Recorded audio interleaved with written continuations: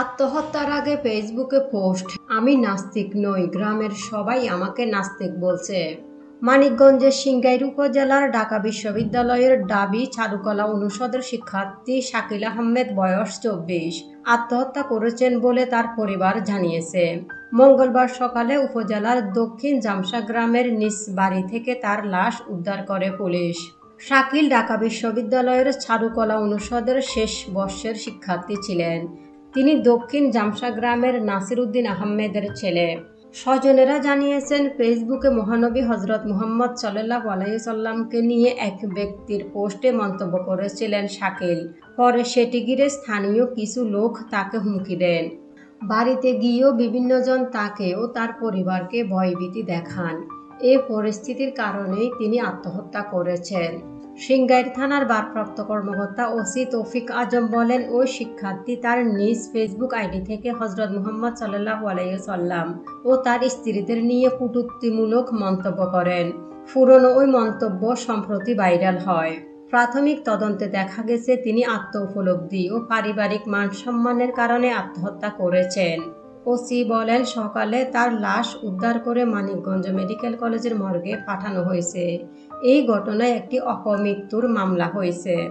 আত্মহত্যার কারণে সোমবার রাতে ফেসবুকে 4টি পোস্ট দিয়েছিলেন শাকিল। সর্বশেষ পোস্টে তিনি লিখেন, আমি নাস্তিক নই, গ্রামের সবাই আমাকে নাস্তিক বলছে। আমি জানি আর আমার আল্লাহ জানে, আমি নবী মুহাম্মদকে নিয়ে কোনো কটূক্তি করিনি। আমাকে নিয়ে আমার বাবা অনেক গর্ব করত, গ্রামের সবাই আমাকে অনেক সম্মান করত। আজ আমি আমার নিজের আপন মানুষের কাছে আমার সম্মান হারিয়েছি। আগামীকাল আমার বাবাকে সবাই গালি দিবে, আমার মাকে সবাই অসম্মান করবে।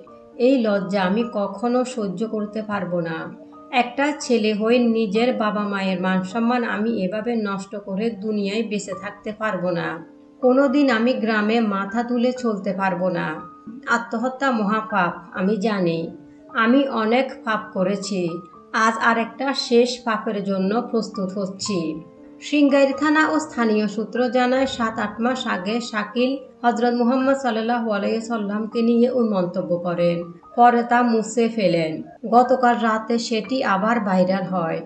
এরপর রাতে আশপাশের এলাকার কয়েকজন তার বাড়িতে গিয়ে তাকে ও তার পরিবারকে হুমকি দেন।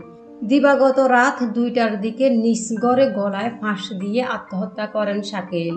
শাকিলের এক প্রতিবেশী বলেন, দীর্ঘদিন আগে মহানবী হজরত মুহাম্মদ সাল্লাল্লাহু আলাইহি সাল্লামকে নিয়ে শাকিল কটূক্তিমূলক মন্তব্য করেছিলেন। তবে ভুল বুঝতে পেরে কিছুদিন পর তিনি তা মুছে ফেলেন। পরে ফেসবুকে তার এক বন্ধু ওই মন্তব্য আবার ভাইরাল করে দেন। এতে লোকজন তাদের হুমকি দিচ্ছিলেন। ঘটনার বিষয় জানতে শাকিলের বাবা নাসির উদ্দিন আহমেদের মুঠোফোন নম্বরে কল করা হলে তা ধরেন শাকিলের খালাতো বোন মুক্তা আক্তার। তিনি বলেন, গতকাল রাত 9টার দিকে ফেসবুকের ওই কমেন্টকে কেন্দ্র করে দক্ষিণ জামসা গ্রাম সহ আশপাশের গ্রামের কয়েকশো লোক শাকিলদের বাড়িতে গিয়ে পরিবারের সদস্যদের বিভিন্ন হুমকি দেন। এরপর রাত 2টার দিকে বাড়িতে নিজ ঘরের ভেতর ফাঁস দিয়ে শাকিল আত্মহত্যা করেন।